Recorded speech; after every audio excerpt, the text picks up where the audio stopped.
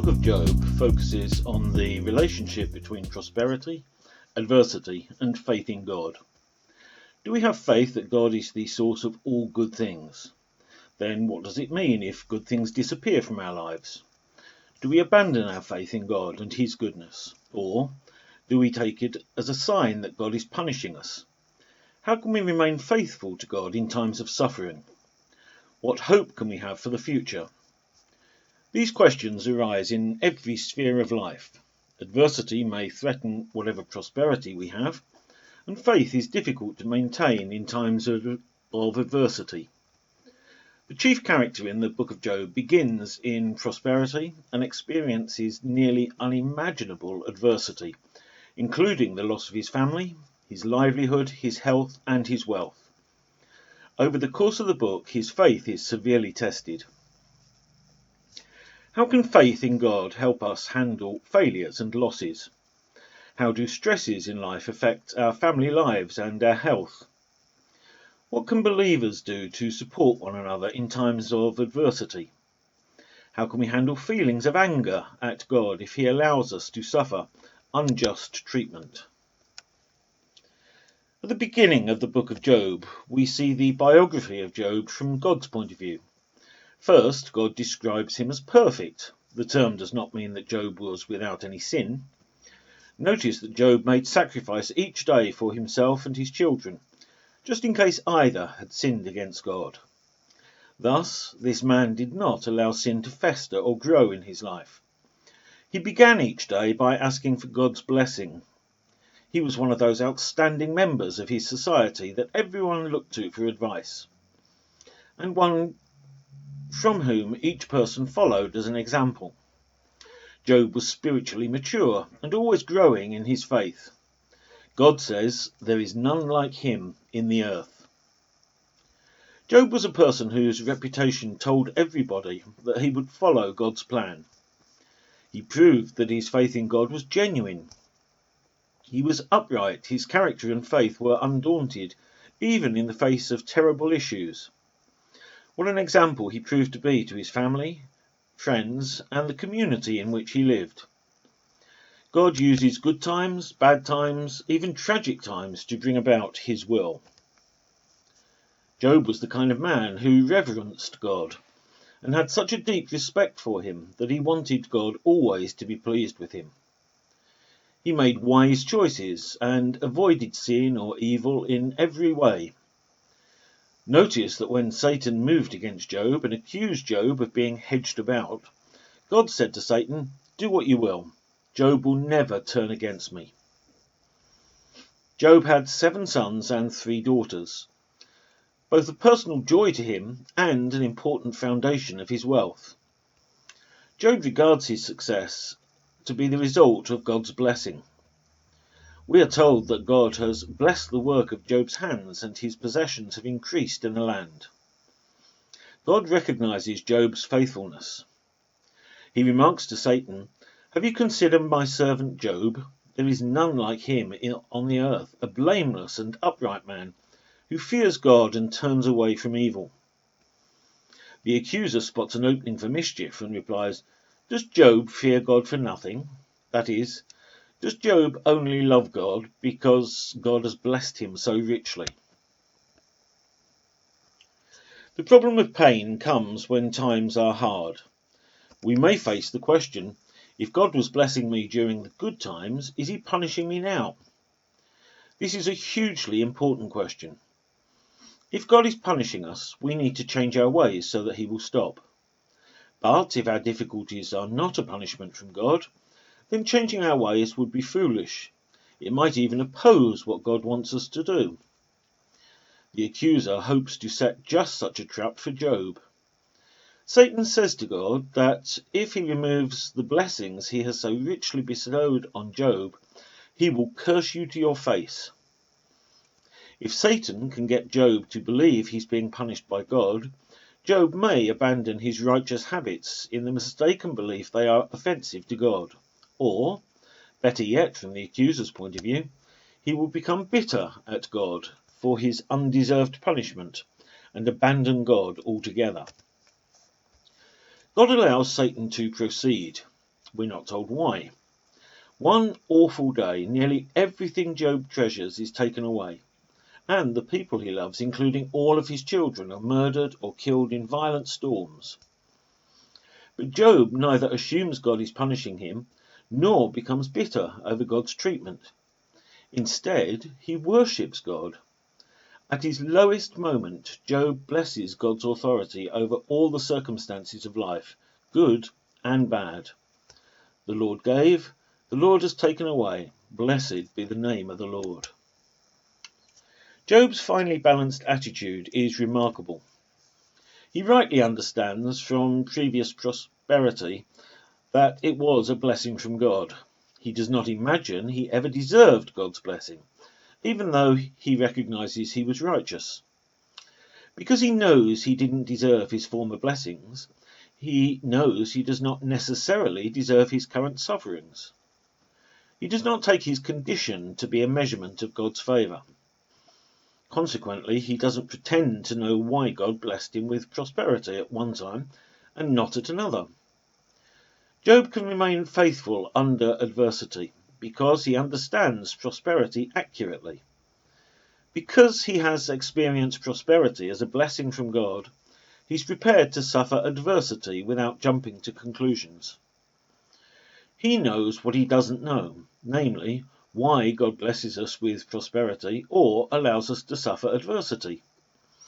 And he knows what he does know, that God is faithful, even while God allows us to experience great pain and suffering. As a result, the Bible tells us, in all of this, Job did not sin or charge God with wrongdoing. Job is able to endure overwhelming loss without compromising his integrity. But Satan does not give up. Perhaps Job merely hasn't faced enough pain and suffering. Satan now accuses him of serving God only because he still has his health. So God allows the accuser to afflict Job with every matter of loathsome sores, from the sole of his foot to the crown of his head. This is especially galling to Job's wife, and she asks him, "Do you still persist in your integrity? Curse God and die." She accepts that Job is blameless in God's eyes, but, unlike him, doesn't see the point in being blameless if it doesn't bring God's blessings. Job responds with an incredibly deep truth. Shall we receive the good from the hand of God and not receive the bad? Once again we find Job ascribing every circumstance of life to God. Yet Job is unaware of the heavenly activity that is behind his situation. He cannot see inner workings of heaven, and it is only the integrity of his faith that prevent him from cursing God. We can see that a lifetime of faithful practices forged his capacity to remain faithful in extreme circumstances. Faith in God may come in an instant. Integrity is formed over a lifetime. One person who is often forgotten in the story is Job's wife. She has experienced incredibly traumatic events in this situation. All her property and possessions have vanished in an instant. All her children died on the same day. Her husband is plagued with an illness from head to toe. In many ways, she is the sole survivor. Nothing has happened to her. Psychologists define a condition called survivor's syndrome. It's when tragedy comes to many and one person seems to escape harm. These people often feel guilt, depression, and their mind continually takes them back to the tragedy. She could argue that it isn't worth it. There's nothing to hope for anymore. But Job tells her with great conviction, "You have spoken like a foolish woman." The suffering and tragedies have hardened her heart. She has got bitter, resentful and angry. She's bitter towards God for allowing such things to happen. She's bitter towards her husband for not sympathizing with her. And she's bitter that Job would remain faithful after all of this. Job's wife now felt alone. She felt that both God and her husband had abandoned her. With Satan having done his worst, Job could really use some support. Job's three friends enter the story and are depicted as sensitive, pious and sympathetic men. Eliphaz the Temanite from the Transjordan region of Edom, Bildad the Shuhite from the Arabian deserts, and Zophar the Naamathite from Naamah in Canaan. They go so far as to sit with Job for 7 days and nights. They're wise enough, at this point, not to say anything. Comfort comes from the friends' presence in adversity, not from anything they might say to make things better. Nothing they can say could make things better. There's nothing left for Job but to lament. He refuses to incriminate himself falsely, and he refuses to blame or abandon God. But he does not hesitate to express his anguish in the strongest terms. Let the day perish in which I was born, and the night that said, a man-child is conceived. Why did I not die at birth, come forth from the womb and expire? Why was I not buried like a stillborn child, like an infant who never sees the light? Why is light given to one who cannot see the way, whom God has fenced in? Notice that Job's lament is almost entirely in the form of questions. The cause of his suffering is a mystery. Indeed, it may be the greatest mystery of faith. Why does God allow people he loves to suffer? Job does not know the answer, so the most honest thing he can do is to ask questions. The question of pain, the question of tragedy, the question of God's involvement in disaster is as old as humanity. Asking the questions is not wrong. The God that I believe in is worthy of our toughest questions. I believe it's an act of faith to ask questions. A person only has questions if they believe there's someone to answer. God is well able to deal with our questions. To ask tough questions of God is not a sign of doubt, but of faith. It shows we believe there is one who can help. God created humans with a capacity to choose great acts of love and compassion, and also to choose horrific acts of brutality and hate. God will not take that freedom away. Without that freedom, our choices to worship and serve God would be without meaning. The freedom we treasure, the freedom to love, the freedom to be unselfish, the freedom to forgive, the freedom to create stunning works of art and timeless music, comes with a price. There are those who will use their freedom to bring destruction, decay and death to the world. Having said all of this, we're still left with this question. Where is God when disaster strikes? Every time Job shares his thoughts and feelings, one of his three friends responds. Then Job counters, and a different friend responds. It becomes almost a debate session. We do not know the spiritual condition of these three men. Job's three friends speak much truth, but they will also speak error. What we find in the Bible is inspired. It is there to encourage us and to keep us from false teaching.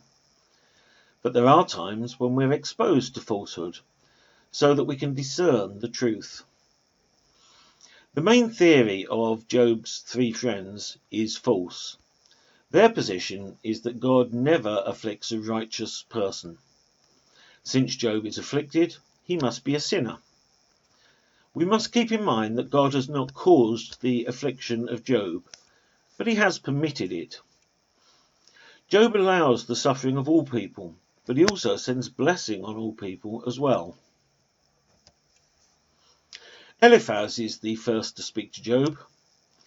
He starts speaking to Job with gentleness, telling him that he is not there to make him tired, but to help him. If one should attempt a word with you, will you become weary? But who can hold himself from speaking? Should anyone try to speak with you when you are exhausted? He goes on to tell Job that he cannot be silent, and that Job had instructed many people, and now it was his turn to be instructed. If Job is to reject truth, it would be a matter of pride. But does Eliphaz speak to him the truth? Eliphaz says, "Your words have upheld him who was stumbling, but now it comes upon you, and you are weary. It touches you, and you are troubled. Is not the integrity of your ways your hope?" This is actually remarkably insightful. When we are not in affliction, it's easy for us to give advice and to help others. When affliction comes on us, it has a tendency to blind us to what is really happening. Our vision becomes narrower as our pain increases.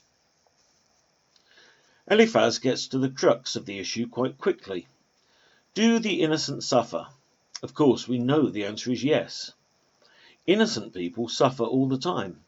Earthquakes, disease, famine, accidents, etc. Innocent people are caught in the middle of it. Of course, some suffer because of the sins they've committed, and consequences follow. So Eliphaz takes up the argument from that point of view, that people suffer because of sin in their life. He uses the argument that what we sow, we will also reap. The problem is that it might not happen instantly. In fact, the reaping might not take place in this life at all.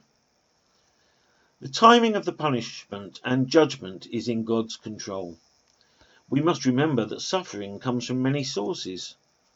The truth of the matter, in this case, is that Job is not suffering because of sin, but because life is a test. How would you know if you are faithful unless you're tempted with unfaithfulness? Satan has made the argument that Job serves God only because God has given him so many blessings. Job is in the process of being tested to see if he will stick with God when all his material things are gone. Job lost his possessions, his children, and his health. The test is, will Job continue to follow God? Eliphaz is effectively telling Job, you know you're a sinner. You know you've done evil. Admit it, or God is going to get you. Eliphaz then claims to have some supernatural experience that has given him deep insight. Eliphaz says that this vision that stood before him asked, can a person be more righteous than God, or a man more pure than his maker? Of course, we know the answer is no. No one is more righteous than God. But the real question that Eliphaz is asking Job is, who do you think you are? Do you really think that you're not suffering because of your sin? Now, Job never claimed to be more righteous than God. What Job was claiming was that his suffering was not a matter of his sinning. Regrettably, Job's friends are not able to endure the mystery of his suffering, so they jump to conclusions about its source. Eliphaz acknowledges that Job has been a source of strength to others. Then he turns and puts the blame for Job's suffering squarely on Job himself. Job's second friend, Bildad, says much the same thing. See, God will not reject a blameless person, nor take the hand of evildoers. The third friend, Zophar, repeats the refrain. If iniquity is in your hand, put it away. Surely then you will lift up your face without blemish. You will be secure and you will not fear. Your life will be brighter than the noonday. Their reasoning is a syllogism. God sends calamities upon wicked people only. You've suffered a calamity, therefore you must be wicked. This is frequently and wrongly accepted by many Christians. It's called the theology of divine retribution. It assumes that God blesses those who are faithful to him and punishes those who sin. In Job's case, we know the theology of divine retribution is not true because God says that Job is a righteous man. Job's friend's devastating error is to apply a generalization to Job's situation without really knowing what they're talking about. Most people would rather give a reason for the suffering, whether right or wrong, than to accept the mystery at the heart of suffering. Job's friends succumbed to this temptation. The correct response should be, I don't know why this has happened. No one should have to go through this. Job's friends can't lament with Job or even acknowledge that they lack a basis for judging him. As the friends' speeches continue, their rhetoric becomes increasingly hostile. Faced with the self-imposed choice of blaming Job or blaming God, they harden their hearts against their former friend. There is no end to your iniquities, says Eliphaz, and then he invents some iniquities to charge against Job. You've given no water to the weary to drink. You've withheld bread from the hungry. You've sent widows away empty-handed, and the arms of the orphans you have crushed. Zophar's last speech observes that wicked persons will not enjoy their riches, because God will make their stomachs vomit them up again, and that from the profit from their trading they will get no fruit of their enjoyment. This is an appropriate writing of the wicked's wrongdoing. They have crushed and abandoned the poor. They have seized a house they did not build. The reader knows that this does not apply to Job. Why is Zophar so eager to blame Job? Are we sometimes too eager to follow in Zophar's footsteps when our friends face failure? The book of Job demands that we see ourselves in the faces of Job's friends. We too know right from wrong, and have some sense of God's ways. But we do not know all of God's ways as they apply in all times and places. God's ways are often a mystery beyond our understanding. Is it possible that we too are guilty of ignorant judgments against our friends? But it doesn't have to be friends who accuse us. Unlike Job, most of us are quite ready to accuse ourselves. Anyone who's tasted failure has likely pondered, what have I done to deserve this? How do we know whether we're following God's ways all the time? How could we or anyone genuinely know whether our successes and failures are due to our own actions or to factors beyond our control? How could an outsider judge the rightness of our actions without knowing the intimate detail of our situations? Indeed, how could we even judge ourselves, given the limits of our own knowledge? God allows challenges to remind us that we've been marked perishable, and that we're helpless when it comes to changing the outcome of our life. While we are helpless at staving off death, we're not hopeless.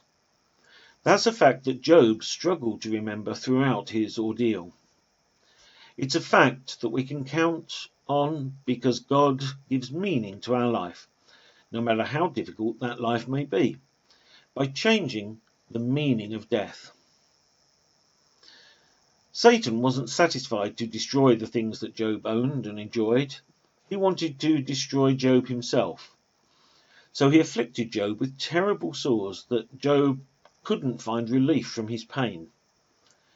Job said of his condition, when I lie down, I think, how long before I get up? The night drags on and I toss until dawn. My skin is broken and festering. Things got so bad that Job said, I prefer strangling and death rather than this body of mine. Let me alone, my days have no meaning. Job had had enough. He was at the end of his tether. There was nothing he could do to improve his life. He was helpless, and he was beginning to feel hopeless. Job turned to God almost accusingly, as if God had forgotten him. Had God forgotten him? Not at all. It was God who allowed Satan to do what he was doing to Job. That might seem like a scary thought, but actually it's a comforting one, because it shows us that God sets definite limits on Satan's activities. God had told Satan that he could not put Job to death. So, while Job was very much helpless, unable to do anything to comfort or make himself feel better, he was certainly not hopeless. God was still looking after him. God doesn't let anything in our life that we can't handle with his help and by his grace. Sinful human beings, we are helpless, but we are not hopeless. Job himself knew this and would confess, "I know that my Redeemer lives, and that in the end he will stand upon the earth. And after my skin has been destroyed, yet my flesh I will see God. I myself will see him with my own eyes, I and not another. How my heart yearns within me." Every single life has a purpose: to praise and glorify God, and to train others to do the same. We will glorify God in every circumstance because we know that he always works for our good. He allows trials and difficulties because he loves us and wants to purify and strengthen our faith in him. Let's consider what another friend, Bildad, says to Job. Both Bildad and Eliphaz believe that a person suffers because they deserve it. In their minds, suffering is sent to a person as a matter of punishment for sin. Bildad and Eliphaz both believe that those who have not sinned will not suffer. The question is, does suffering come upon a person only because they have sinned? We know that all mankind suffers. We live in a fallen world. Sin has affected everyone. Bildad's argument starts with the belief that God is a God of justice. Now, that is a true statement, but that fact does not stop bad things happening to us. In Job's case, his suffering is not a matter of punishment or justice. Job's suffering is due to the fact that life is a test. Bildad says that Job's children got what they deserve. How cruel is that statement? Whenever someone is suffering, we should be weeping because of their suffering, rather than sitting in judgment. Here is the heart of Bildad's argument. Look, God does not reject a person of integrity, and he will not support evildoers. Everything Bildad has said so far was a prelude. Here's the crux of the matter. God will not reject the righteous, and he will not support a sinner. But the Bible says God sends rain on the just and the unjust. Who are we to say that a shower is coming on that person because their heart is right with God? Who are we that we can see into the heart of a man? Bildad tells Job that if he gets right with God, two things will happen. God will fill your mouth with laughter and rejoicing, and those who are your enemies will be put to shame and homeless. There's a second round of debates. Again, all three of Job's friends are much less courteous than before. Eliphaz starts with a whole series of quick-fire questions. Job was open and self-revealing. What he had stated clashed with the popular theology of the day. This caused a response from Job's friends. When people disagree with what you think, it soon leads to attacking your character. Eliphaz attacked Job. Some of the attacks are direct and some are indirect. Later, Eliphaz asks, how can God consider a man pure if men are sinful? God does not even consider his saints in heaven pure. God is absolute purity. He is absolute holiness. Eliphaz uses the argument that wise men had declared the same things that he was declaring. He goes on to state that their ancestors had not argued with what the wise men had said. There is an insinuation in these verses that even God approved of what was being said by these wise men. Finally, then, Eliphaz describes the fate of the wicked. He goes into great detail of what he understands will happen to them. A terrible catalogue of troubles overtaking the wicked. A wicked man has pain all his life. He will have but a few years, and his ears will be filled with dreadful sounds. A wicked man has no hope for the future. He will not return from darkness. He knows that a day of darkness is around the corner. A wicked man lives a life of trouble and distress, and will die a violent death. He is at war with God. Although the wicked man seems to live in prosperity, he actually lives in rubble. He will lose all his possessions and will not escape the day of judgment. A wicked man should not trust in worthless things. He will not flourish. He will be unfruitful and will have no security. Eventually, Job's friends move on from questioning what Job did wrong to questioning whether Job had abandoned God. Along the way, the friends encourage Job to return to God. Bildad directs Job to make supplication to the Almighty, so that Job's future will be very great and filled with laughter and shouts of joy. Eliphaz encourages him. If you will return to the Almighty, you will be restored. The effect of his friends' attacks is to make Job begin to doubt himself. Just when he needs his friends to believe in him, they keep him from believing in himself. In contrast, Job knows to direct his emotions at God rather than at himself or those around him. He believes the source of blessings is God, so he takes his complaint to the source. But I would speak to the Almighty, and I desire to argue my case with God. How many are my iniquities and my sins? Make me know my transgressions and my sin. Why do you hide your face and count me as your enemy? He acknowledges then that he doesn't understand God's ways. He does things great and unsearchable, marvellous things without number. Job knows he can never prevail in an argument against God. If one wished to contend with him, one could not answer him once in 1,000.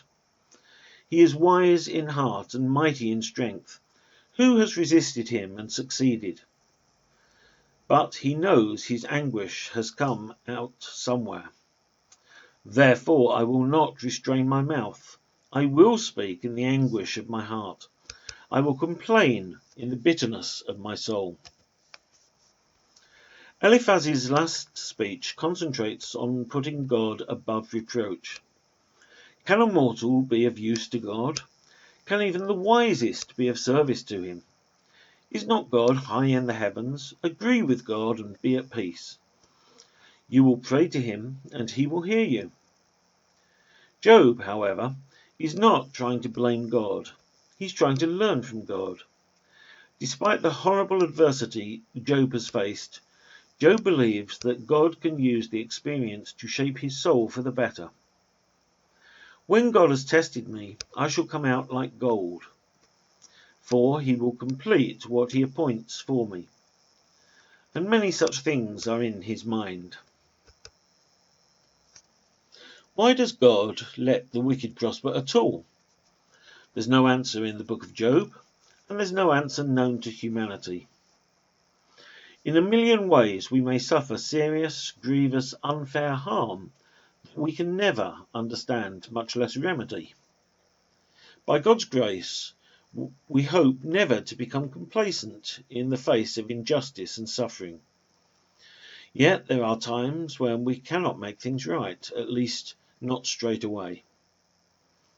In those situations, we have only three choices. Make up a plausible but false explanation about how God allowed it to happen. That's the option Job's friends have gone for. Abandon God, or remain faithful to God without receiving an answer. Job chooses to remain faithful to God. He knows that God's wisdom is beyond his understanding.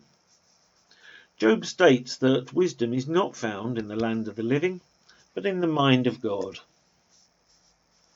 God understands the way to it and knows its place. We need God's guidance far beyond the realm of things we commonly think of as spiritual. We cannot always get in touch with God's wisdom.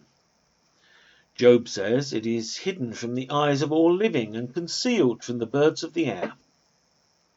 Despite our best attempts, we may not find God's guidance for every action and decision. Sometimes humility is the best way to honour God. As Job says, truly the fear of the Lord, that is wisdom, and to depart from evil is understanding. The new emphases in Job's second lament are nostalgia and self-justification. Job longs for the days when God watched over me, and when the friendship of God was upon my tent. He remembers how well respected he was in the community. Job was well received by young and old alike, treated with respect by all. He was respected because he tended to the needs of the poor, the fatherless, the widows, the blind, lame, needy, strangers, and those dying. He was their champion against the wicked. Job's nostalgia deepens his sense of loss when he realizes that much of the respect he received was superficial. Job laments, and now they mock me in song. They abhor me and keep aloof from me. In contrast to his first lament, Job dishes up a large portion of self-justification. He may be accurate in his self-appraisal, but self-justification is neither necessary nor endearing. Adversity may not always bring out the best in us. Yet God remains faithful, although Job is not able to see it at the moment. In the midst of Job's second lament, he unveils a significant treatise on ethical behaviour. Although in the form of justifying his own practices, Job gives some principles that apply to many areas of our lives. Avoid falsehood and defeat. Practice generosity. Don't become complacent during times of prosperity. Don't make your success dependent on the failure of others. Admit your mistakes. Don't try to get something for nothing. At this point, a young bystander named Elihu the Buzite from Assyria enters the discussion. His dialogue with Job parallels the discourse between Job and his friends. According to Elihu, the new element is that he is inspired to speak the wisdom that Job's friends lacked. One who is perfect in knowledge is with you, he announces. For the most part, he simply reiterates arguments made earlier. His agenda is the same as the friends, to convince Job that he has done something to deserve this punishment. Then to encourage Job to repent, in order to receive restored blessings from God. Elihu observes the power of God. Can Job explain the works of nature? God is great and is to be feared. Elihu continues to look back at God through the things that he has made. He speaks about the thunder and lightning and how they are a work of God's creation. All of creation speak of God's glory. God sends the clouds both for correction and for mercy. God is able to take that which we consider to be bad and turn it into an act of good. It's only by the storms of life that gardens will grow. There are gentle rains and there are heavy torrents. Both of these have their purpose. God allows both good and bad to come to us, to help shape our lives. He is more concerned with our character than he is with our comfort. In creation, we see the same principle applied. The heat of summer and cold of winter all have their purposes. Elihu asked Job to stand still and consider the works of God, like the earlier friends had asked a series of questions. Elihu then shows wisdom and humility, which the other friends failed to demonstrate. He says, Job, Since you have so much knowledge, teach us what to say to God, for we can say nothing because we are still in darkness. We have limited understanding. Who am I to speak with God? If I were to speak, I'd be swallowed up. Who can indeed stand in the presence of God? Who can see the face of God and survive? Only by the grace of God are we allowed to stand in his presence. It is only by God's invitation that any of us can walk into his presence. Elihu observes spiritual concepts. God is awesome in majesty, excellent in power, just in his justice, and yet we cannot find him. So Elihu concludes, therefore, men should fear him. Even though man was made into the image of God, God is very different from us. He's holy, he's pure, he is righteous. He is so holy, pure, and righteous that it is beyond our comprehension. We should fear him. Job does not answer Elihu's discourse. New element is that Elihu's speech is interrupted by the dramatic appearance of God himself. At last, God fulfills Job's desire for a face-to-face encounter. The reader has been waiting to see if Job will finally break and curse God to his face. Instead, Job holds firm and gets a further education about how far God's wisdom is beyond human understanding. God's first question to Job sets the tone of their mostly one-way conversation. Where were you when I laid the foundation of the earth? Tell me if you have understanding. Employing some of the most spectacular creation language in the Bible, God reveals his sole authorship of the wonders of creation. God dwells on work that only he is capable of doing. Who laid its cornerstone when the morning stars sang together, and all the heavenly beings shouted for joy? Who shut in the sea with doors when it burst out of the womb? Is it by your wisdom that the hawk soars and spreads its wings towards the south? Is it at your command that the eagle mounts up and makes its nest on high? Embedded in the midst of God's authority over the natural world is the profound insight into the human condition. God asked Job, who has put wisdom on the inward parts or given understanding to the mind? And the answer, of course, is God.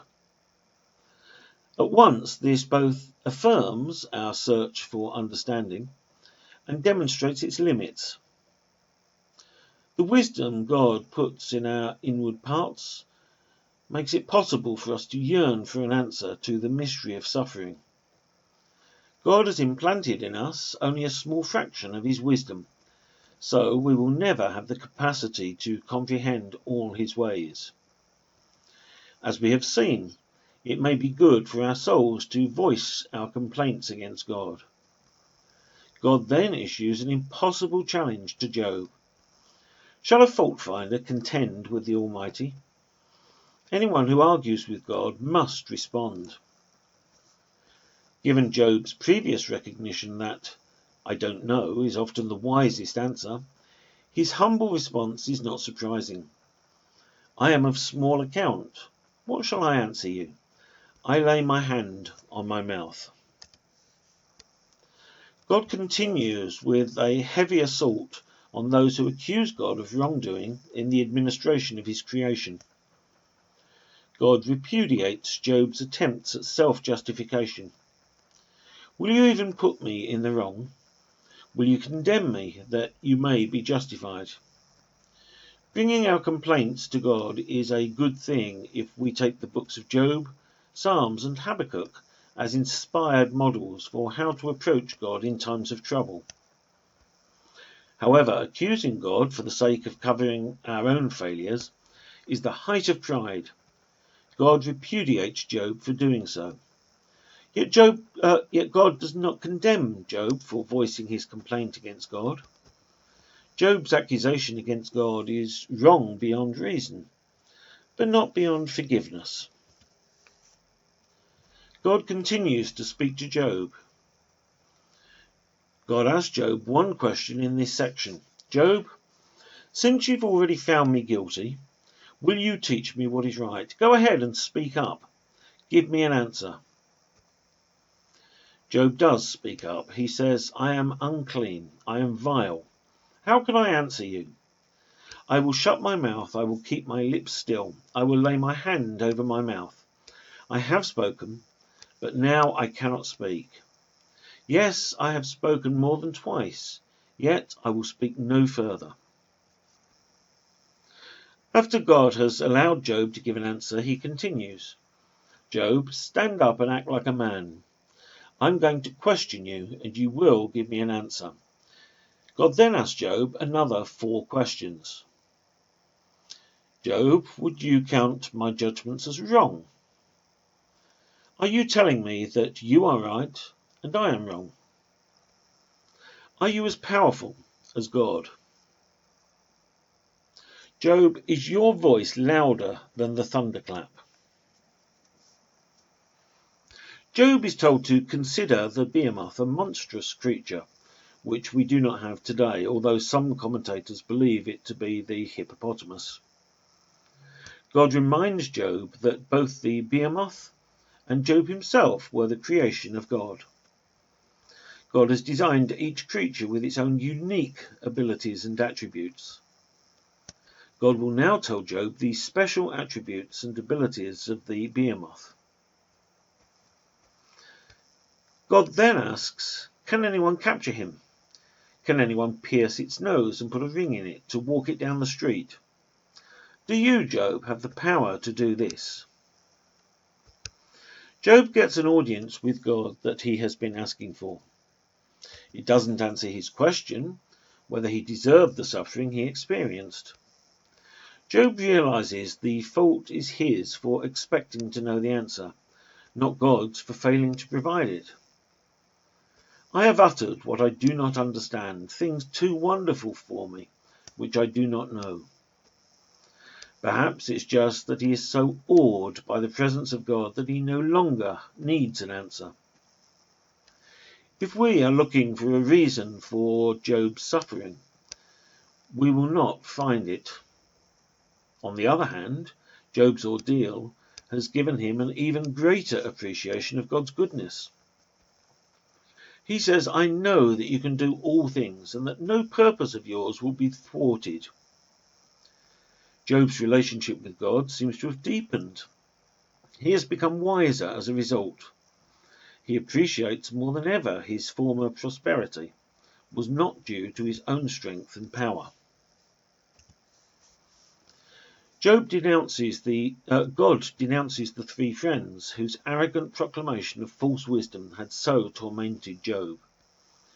In an ironic twist, he declares that if Job prays on their behalf, he will not punish them for their ignorant speeches in God's stead.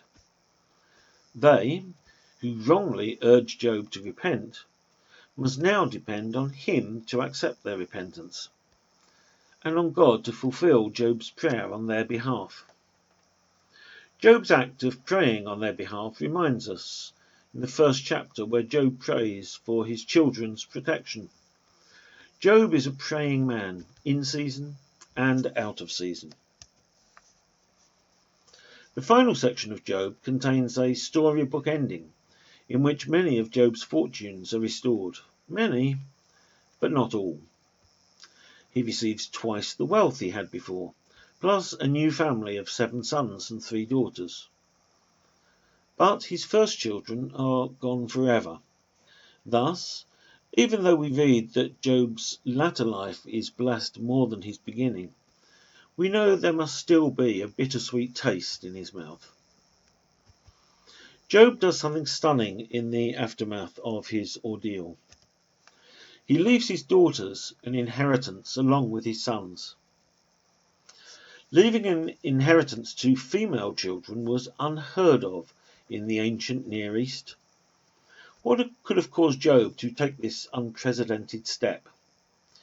Did his sorrow that he could do nothing for his deceased daughters give him resolve to do everything he could for the living daughters? Was his grief the engine that drove him through the social barriers against women's equality in this regard? Did his suffering open his heart to others' suffering? Or were his demands to know God's justice answered by a higher understanding of God's love for women and for men? We cannot know the cause, but we can see the results. If nothing else in this life, the result of our suffering may be others' liberation. After Job is restored, he has 7 sons and 3 daughters. The name of the 3 daughters reveal the transformation that God has brought about to the family. The first daughter was Jemima, which means dove, something peaceful and soft. The second daughter was Keziah, which means cinnamon tree, sweet, tasty, and fragrant. And the third daughter was Karen Hapuk, which means cosmetic box, something to beautify, to make a woman look and feel special. God proves faithful to Job.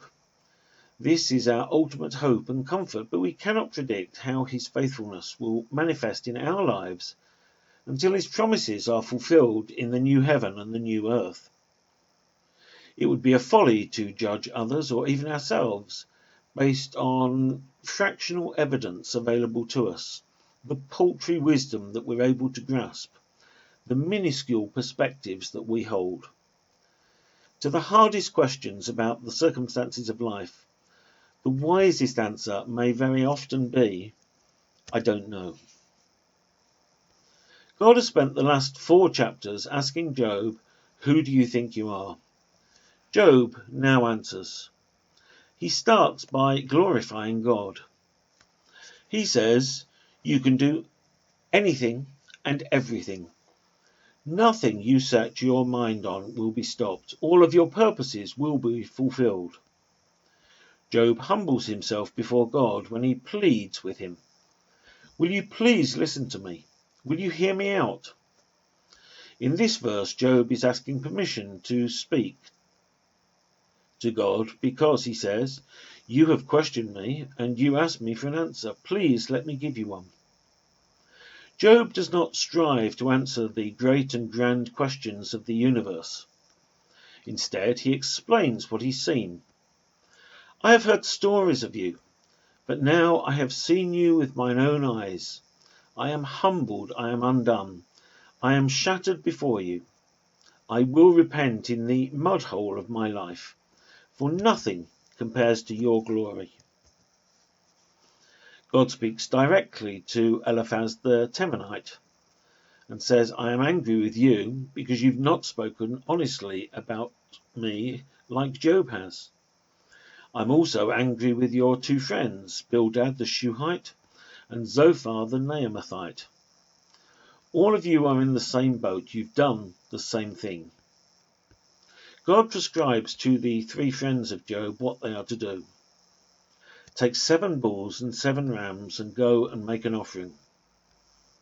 Notice that God also gives them another task in the middle of this verse. Go to my servant Job. The response of Eliphaz, Bildad and Zophar is simple. They did what God instructed them to do. They were obedient.